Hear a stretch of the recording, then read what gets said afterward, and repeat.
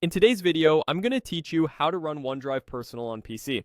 We'll open OneDrive from your desktop, view your files locally and online, and quickly check the key setting you'll want to know so it runs smoothly. Start by pressing the Windows key on your keyboard. This opens the Start menu and is the fastest way to navigate in Windows. From here, open File Explorer. You can click the folder icon on the taskbar or simply start typing File Explorer and open it from the search results. File Explorer is where your OneDrive folder lives and where you can confirm that the app is running and syncing on your PC.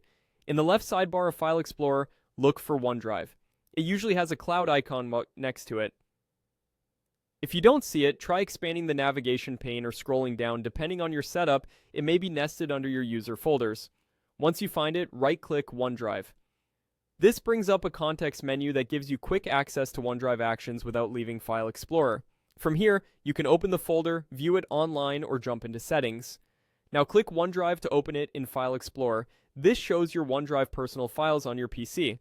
If Files on Demand is enabled, you'll notice small status icons, a cloud for online-only files, a green checkmark for files available on your device, and a filled green circle for files kept always on this device. Seeing these icons confirms OneDrive is running and managing your files. You can double-click any file to open it. Online, only items will download automatically when you do.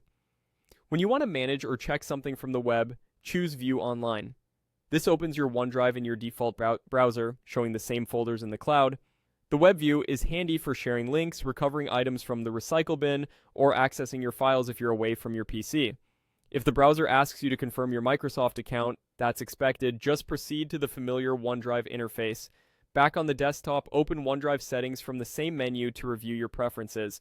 This is where you can confirm it starts with Windows, choose which folders to sync to save space, and check your storage.